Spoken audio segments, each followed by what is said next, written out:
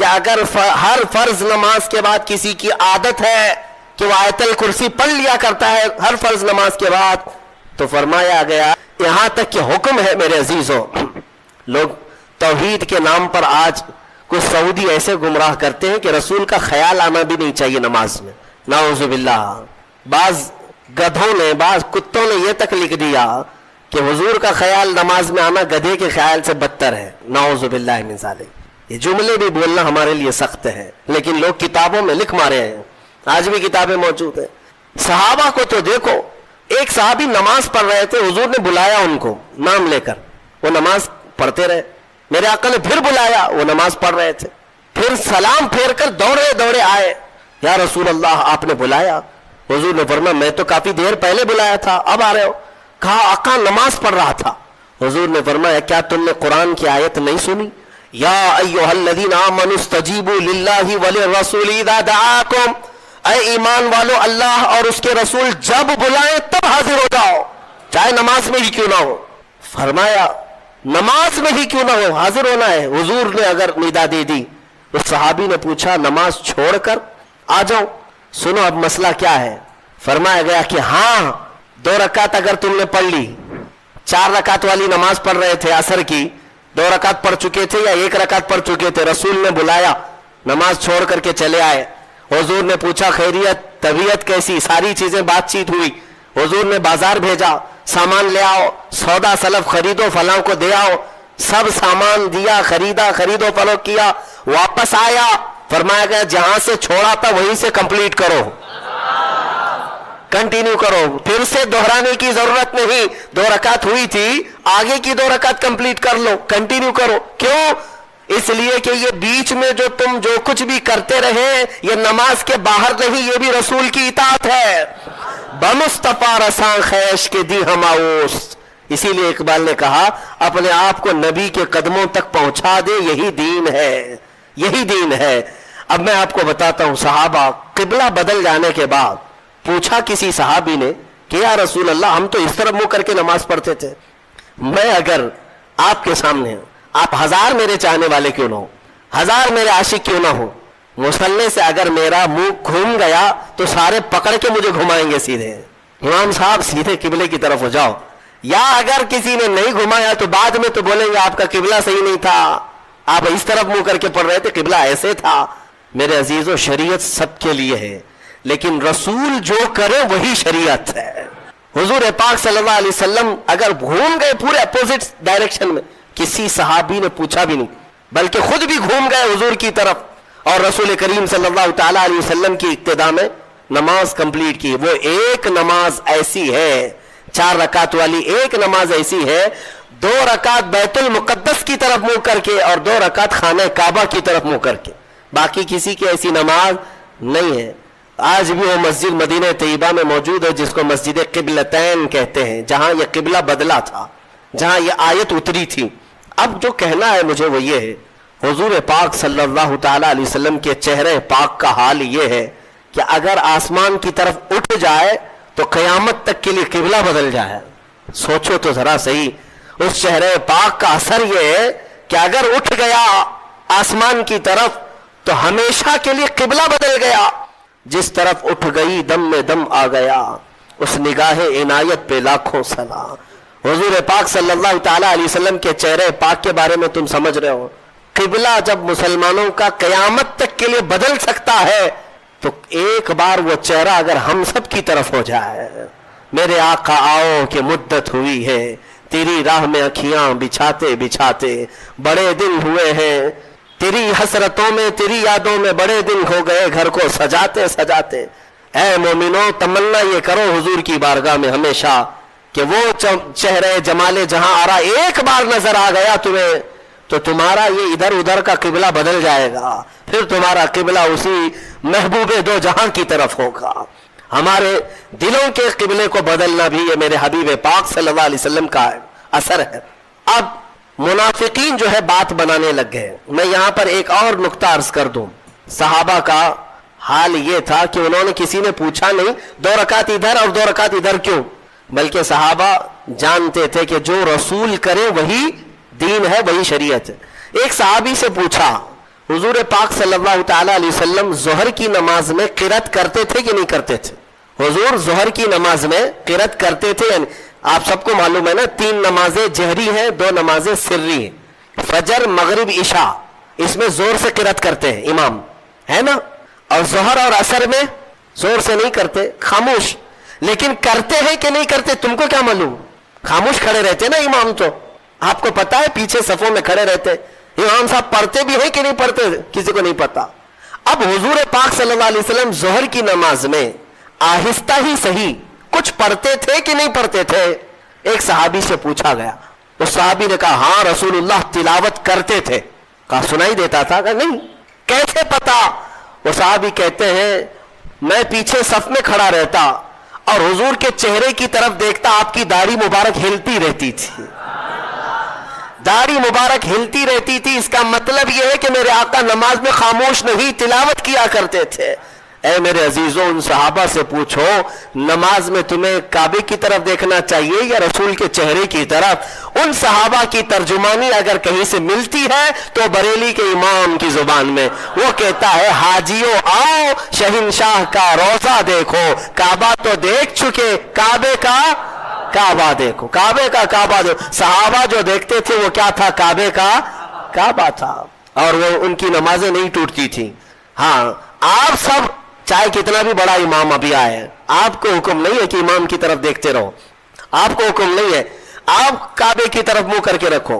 अब के जमाने में इमाम के पीछे हैं आप, लेकिन इमाम को देखते मत रहो नमाज में कि इमाम की टांग उठी है या पैर उठा है, पैजामा नीचे आया है, क्या हो रहा है उसका नमाज में, ये तुम्हें हुक्म आज नहीं है। नमाज में अगर खड़े हो गए तो किबले की तरफ मुंह रहे। सहाबा इकराम का हाल ये था कि वो अपने रसूल को देखा करते। इतना ही नहीं मेरे अजीजों, इतना ही नहीं, एक और बात मैं बता दूं। आज मदीना तैयबा में अगर आप जाएंगे, अल्लाह सबको हाजिरी नसीब फरमाए। ये हुजूर का मेहराब इस तरफ है सामने, हुजूर पाक सल्लल्लाहु ताला अलैहि वसल्लम का मेहराब सामने है। और जब मेहराब की तरफ मुंह करके कोई खड़ा रहेगा तो बाएं हाथ की जानिब हुजूर सल्लल्लाहु ताला अलैहि वसल्लम का हुजरा, जो रोजा है आज भी हुजूर का, वही हुजूर का हुजरा था जिसमें मेरे आका सल्लल्लाहु अलैहि वसल्लम हजरत आयशा सिद्दीका रज़ियल्लाहु ताला अन्हा के साथ क़याम फरमाते। वह हुजरे आयशा सिद्दीका है जिसमें मेरे आका दफन है। आज कहाँ है वो? ये सामने मेहराब और इधर बिल्कुल बाएं साइड में हुजरा है हुजूर का, दरवाजा भी उसका वही था। जब इकामत यहां बोलता मुअज्जिन, हुजूर हुजरे से निकलते थे, और जब हुजूर हुजरे से निकलते सहाबा खड़े हो जाते थे और सफे लग जाती थी। अंदाजा करो किबला इधर है और हुजूर का हुजरा इधर है बाएं जानिब। हुजूर अकरम सल्लल्लाहु ताला अलैहि वसल्लम की वफात से चंद दिनों पहले की बात है, यह आखिरी अयाम है जाहिरी जिंदगी के, जब रसूल करीम सल्लल्लाहु ताला अलैहि वसल्लम अलालत में थे। तकलीफ बहुत ज्यादा थी, बुखार की शिद्दत थी, 1 महीने तक बुखार की शिद्दत रही, सफर के महीने में। इन दिनों में बाज मर्तबा ऐसा हुआ, हुजूर अकरम सल्लल्लाहु ताला अलैहि वसल्लम अपने हुजरे से निकलते तो 2 सहाबा के कंधों पर हाथ रख करके आते थे। तकलीफ की शिद्दत थी लेकिन फिर भी मस्जिद में आ जाते थे। लेकिन आपकी वफात से चंद दिन पहले ऐसे हालात पेश आए कि हुजूर अपने हुजरे से बाहर नहीं आते थे। सहाबा की नमाजें कौन पढ़ाता था? हजरत अबू बकर सिद्दीक पढ़ाते थे। मुसल्ले पर आप बढ़ते, नमाजें आप पढ़ाते। 17 नमाजें हजरत अबू बकर सिद्दीक ने पढ़ाई। एक रिवायत में पढ़ता हूं तो आंखें भीग जाती हैं। मगरिब की अजान हो चुकी, सफ़े लग चुकी, मुअज्जिन इकामत बोल चुका, हजरत अबू बकर सिद्दीक मुसल्ले पर जा चुके, तकबीर बांध लिए। अचानक हुजूर का हुजरा खुल गया। कई दिन से मेरे आका आए नहीं थे। जैसे हुजरा खुला, सारे सहाबा मुड़ करके मेरे आका की तरफ देखने लग गए। किबले की तरफ नहीं, हुजरे की तरफ सब मुड़ गए। और जब रसूल करीम सल्लल्लाहु ताला अलैहि वसल्लम के चेहरे पाक की चमक देखा, सारे सहाबा के दिलों में ऐसी रिक्कत तारी हो गई, उनकी आवाजें बुलंद हो गई। बाज ने हाथ पर आवाज मार मार करके कहा, अबू बकर पीछे आ जाओ, आफताब रिसालत आ चुके हैं, रसूल करीम सल्लल्लाहु ताला अलैहि वसल्लम आ चुके। मैं ये नमाज की हालत की बात कर रहा हूं, नमाज की हालत। सहाबा जानते थे कि रसूल की रजा ही ये अल्लाह तक पहुंचने का जरिया है, اگر رسول کو راضی کر لیا تو ساری عبادتیں ہیں، اور اگر وہ راضی نہ تو ساری عبادتیں فضول ہیں۔ صحابہ اکرام رضوان اللہ تعالی علیہ مجمعین نے جب آواز لگائی تو وہ ابو بکر صدیق مصلی پر جو ہے، میرے عزیزوں مصلی پر جا چکا امام، تکبیر باندھا ہوا امام، جب آواز آئی پیچھے سے تو وہ خود بھی بائیں جانب مڑ کر دیکھتے ہوئے پیچھے کی طرف آنے لگ گئے، نماز توڑ کر کے نہیں، رکعت باندھ کر کے پیچھے کی طرف آنے لگ گئے۔ رسول کریم صلی اللہ تعالی علیہ وسلم جب تشریف لائے تو مصلی پر میرے آقا صلی اللہ تعالی علیہ وسلم کو بٹھایا گیا۔ یہ کیسی نمازیں تھیں، کیسی نماز! ہم اور آپ اگر حرکت بھی کریں تو نماز ٹوٹ جائے، نماز باطل ہو جائے، فاسد ہو جائے، لیکن رسول کے لیے اگر چہرہ پھر بھی گیا تو نماز باطل نہیں، بلکہ میں کہتا ہوں وہی تو عین نماز ہے۔ ظالمو، تم کہتے ہو رسول کا خیال آنا، معاذ اللہ رب العالمین برے کلمات کہتے ہو، گدھے کے خیال سے بدتر ہے۔ ان صحابہ سے پوچھو، وہ اللہ رب العزت کی عبادت کرتے تھے لیکن رسول کے چہرے کو بھی دیکھا کرتے تھے۔ اس لیے میں نے کل ہی آپ کے سامنے یہ عرض کیا، قرآن کی اگر تفسیر بھی سننا ہو تو اے سنیو، شرط یہ ہے کہ دل کو محبت مصطفیٰ کا ایک عظیم مدینہ بناؤ، تبھی تمہیں قرآن کی آیتیں سمجھ میں بھی آئے گی، تبھی تمہیں قرآن کا لطف بھی ملے گا اور لذت بھی ملے گی۔ اور حضور کو چھوڑ کر کے کچھ سننا چاہو تو پھر اندھیرا اندھیرا، کچھ نہیں ہے۔ بہرحال یہ قبلے کے تبدیل ہونے والی جو آیتیں آئیں، اس پر یہودیوں نے بہت واویلا مچایا، بہت واویلا مچا رہے، اتنے سالوں سے قبلہ تھا، نبیوں کا قبلہ تھا، انہوں نے بدل دیا، انہوں نے بدل دیا، یا آ کر کے بدل دیے، اس طرح کی باتیں آنے لگی تو رب تبارک و تعالیٰ نے ابھی اپنے حبیب صلی اللہ تعالی علیہ وسلم سے یہ فرمایا، آپ ارشاد فرمائیں وما انت بتابع قبلتهم، آپ فرما دیں ان سے کہ میں تمہاری قبلے کی پیروی کرنے نہیں آیا، بلکہ رسول جو کہہ دیں گے وہی قبلہ ہے۔ عزیزان گرامی وقار، قبلے کی تبدیلی کا حکم جو آیا وہ اسی پارے میں اس کا ذکر ہے، اور اس کے بعد پورے دوسرے پارے میں کئی احکام نازل ہوئے، کئی احکام ہیں۔ کل کو جو طاقت الیکٹڈ ہو کر بیٹھتی ہے، ارے میاں وہ ہمارے زندگیوں کے روز مرے کے فیصلے لیا کرتی ہے، آپ سمجھ کر کے چلو۔ بہت سارے لوگ کہتے ہیں مولانا کو کیا ضرورت ہے سیاست پہ بات کرنے کی؟ میاں ہم بھی تو دنیا کا یہ حصہ ہیں، اور ہم بھی تو جس جگہ جی رہے ہیں وہاں تو سیاست ہی ہے۔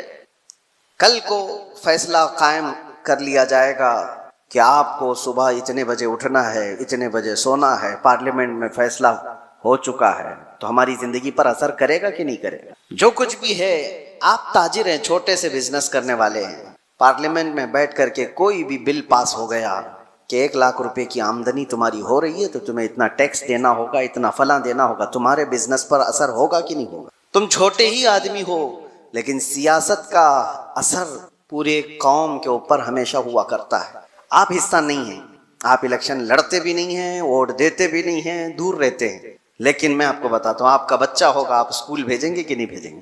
اسکول کی ایجوکیشن پوری کون بناتا ہے؟ پارلیمنٹ بیٹھ کر کے بتاتی۔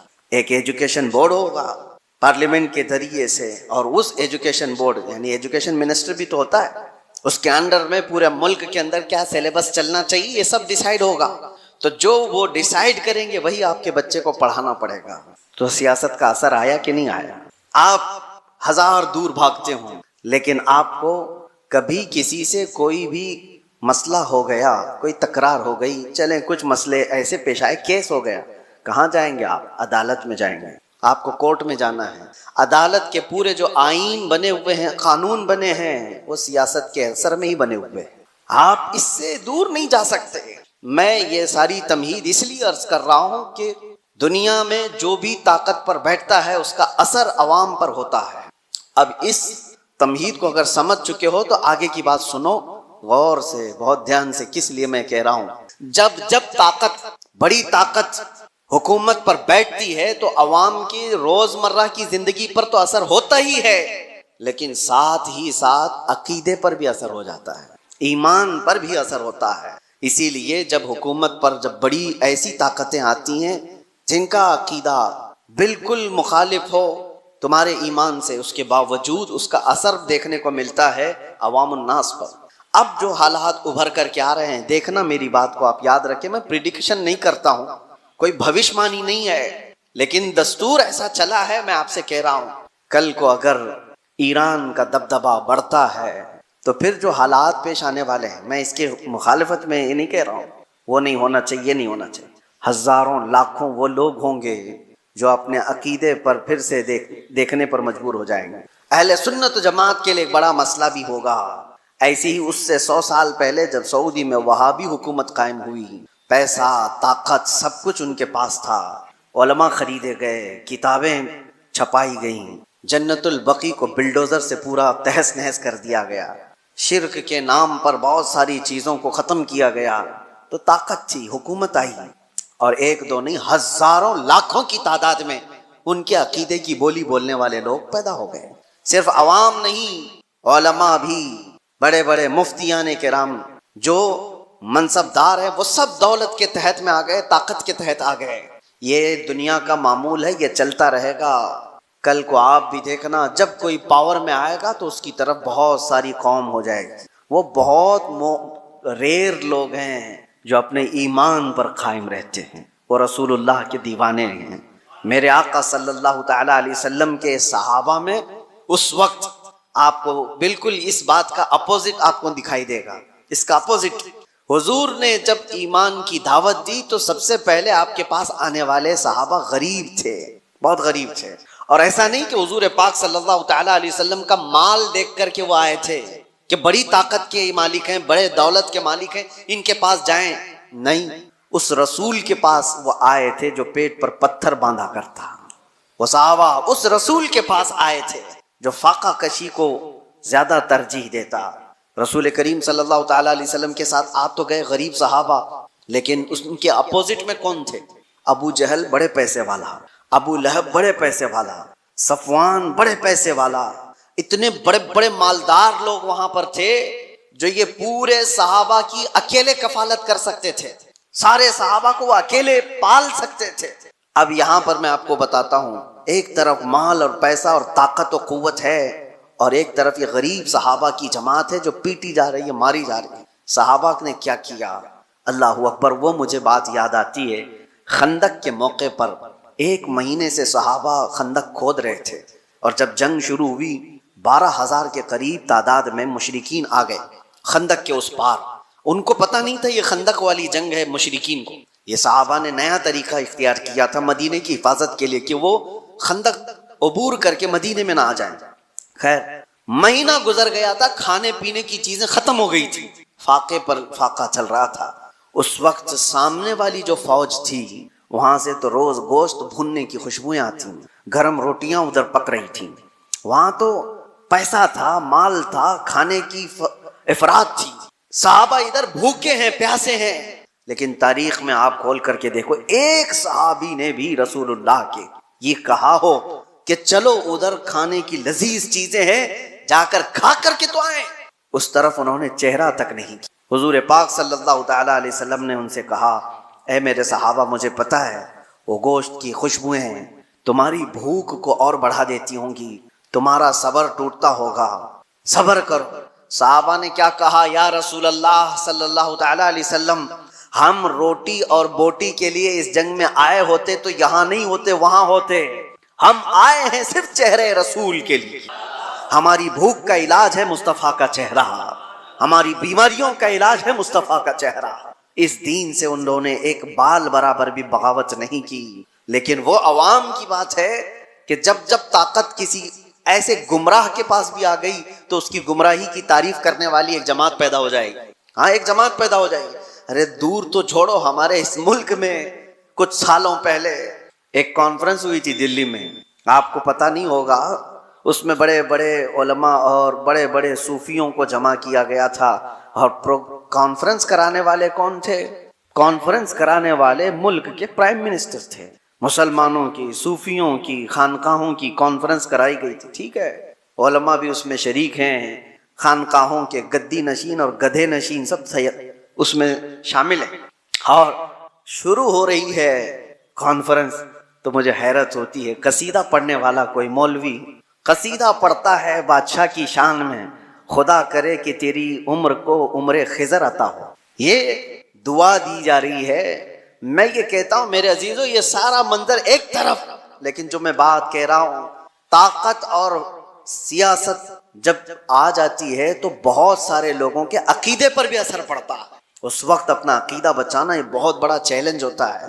آپ کیا سمجھتے ہو یہ جو فرقے پیدا ہوئے دین میں، یہ طاقت کے اثر سے پیدا ہوئے؟ جب سیاست پر، حکومت پر کوئی گمراہ بیٹھ جاتا ہے تو وہ اپنا عقیدہ سب پر تھوپنے کی کوشش کرتا ہے. معتزلہ کی جماعت آئی، معتزلہ ایک فرقہ ہے، وہ قرآن کو اللہ کی مخلوق مانتے تھے کہ قرآن فنا ہو جائے گا. بہت سارے ان کے عقیدے گمراہ تھے. جب وہ پاور پر آئے، خلیفہ بنے یا گورنر بنے، تو انہوں نے عوام کو اور علماء کو زبردستی اپنا عقیدہ تھوپا. اور ایک دور ایسا آیا کہ علماء ان کے حساب سے فتویٰ دینے لگے، ان کی تعریفیں کرنے لگے کہ یہ حق جماعت والے لوگ ہیں. بادشاہ اعظم ان کی تعریف میں قصیدے پڑھے جاتے تھے. لیکن میرے عزیزوں، پوری قوم کبھی گمراہ نہیں ہوتی. ہر زمانے میں حقانی علماء اور ربانی علماء موجود رہتے ہیں. معتزلہ کی جماعت پاور میں تھی، حکومت میں تھی، طاقت ان کے پاس تھی، علماء کی جماعت ان کے پاس تھی. لیکن اسی زمانے میں ہم دیکھ رہے تھے ایک مرد قلندر حضرت سیدنا امام احمد بن حنبل کو، امام احمد بن حنبل کو بادشاہ نے 100 کوڑے مارے تھے پیٹھ پر، اور اس کے بعد دوسرا آیا اس نے مارا، پھر تیسرا آیا اس نے مارا. کوڑے کس طرح سے مارے جاتے تھے؟ ان کی ریڑھ کی ہڈی جھک گئی تھی. امام ہے جن کو 5 لاکھ حدیثیں حضور کی یاد تھیں، وہ عام آدمی نہیں تھے.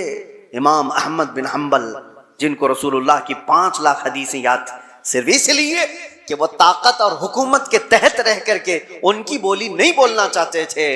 امام احمد بن حنبل کو ایک بار کوڑے مارنے کے ٹائم پہ ان کے دونوں ہاتھ یوں زنجیر پر باندھے جاتے تھے اور لنگی پہنے ہوئے ہوتے تھے، تہبند، ننگی پیٹھ پر جلاد کوڑے مارتا تھا. اور جب مارے جا رہے تھے ایک دن ایسا بھی ہوا کہ آپ کی لنگی، آپ کی تہبند نیچے اترنے لگ گئی، ڈھیلی ہو گئی. آپ کی آنکھوں میں آنسو آ گئے ہیں کہ کیا میں بے ستر ہو جاؤں گا؟ ایک عالم ربانی جو کوڑے کھا رہا ہے شریعت مصطفیٰ کی حفاظت کے لیے، تہبند نیچے گرنے لگی. آپ کو رونا آ گیا، کوڑوں کے زخم سے نہیں، درد سے نہیں، تہبند کے نیچے ہونے سے. اچانک دیکھا گیا 2 ہاتھ غیب سے آئے اور ان کی تہبند کو کس کے باندھ دی.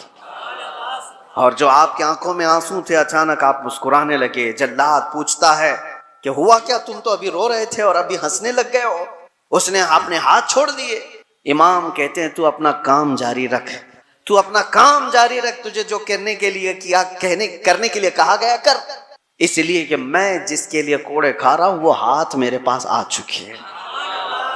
میرے عزیزو، آج کے بعد آپ کے ساتھ بھی یہ چیز آنے والی ہے، پاور اور حکومت. اس لیے کہ پچھلے آپ 10 سال پیچھے جائیں گے تو ایک جماعت تھی جو بار بار تبلیغ کر کر کے تم سے کہتی تھی مکہ میں ایسا ہے، مدینے میں ایسے ہے، آپ کیوں یہاں الگ کرتے ہو؟ مکہ اور مدینے میں پاور، حکومت جس کے ہاتھ میں ہے وہ چاہتے ہیں کہ پورا کا پورا اپنا عقیدہ پوری دنیا پر تھوپے. ایسا نہیں ہوگا. پوری دنیا پر وہی رنگ غالب آئے گا جو میرے مصطفیٰ نے پیدا کیا. تمہارا رنگ نہیں غالب آئے گا. تمہاری طاقت جب تک رہے گی، تمہارا پیسہ جب تک رہے گا، بھکاری تمہارے مرید ہو سکتے ہیں، ایمان والے لوگ نہیں ہو سکتے. جن کا پورا ایمان ہی دولت ہے، جن کا پورا جینے کا مقصد ہی دولت ہے، ان کے عقیدے سے کیا سروکار؟ وہ کل کو کچھ اور ہوں گے، آج کو کچھ اور ہوں گے. یہ آپ کے لیے میں پہلے سے بتا رہا ہوں، آنے والے دور میں اگر کوئی اور بد عقیدگی پھیلتی ہے تو میرے عزیزو آج سے ہی اپنے گٹھریاں باندھ لو. تیری گٹھری تاکی ہے اور تو نے نیند نکالی ہے. اس لیے اے سنیو، تمہارے لیے چیلنج ہے، تمہارے لیے چیلنج ہے. آپ کو پتا ہے ایک وقت ایسا بھی آیا تھا کہ کرامتا ایک فرقہ آیا جس نے حجر اسود بھی چرا لیا تھا خانہ کعبہ سے، اور وہ لے کے بحرین چلے گئے تھے حجر اسود کو. ان کی بھی حکومت آئی ہے مکہ اور مدینے میں. یزید کا دور آیا، اس کی بھی حکومت آئی ہے مکہ اور مدینے میں. مکہ اور مدینے میں حکومت کا آ جانا یہ حق ہونے کی دلیل نہیں ہوتی. اللہ کے نبی صلی اللہ علیہ وسلم نے یہ فرمایا، حدیث ہے، بسا اوقات اللہ تعالیٰ فاسق و فاجر سے بھی اپنے دین کا کام لیتا ہے. اس کے دین کا کام کسی فاسق و فاجر سے بھی ہوتا ہے. تو آپ کے لیے وہ معیار نہیں، معیار رسول اللہ کی محبت ہے.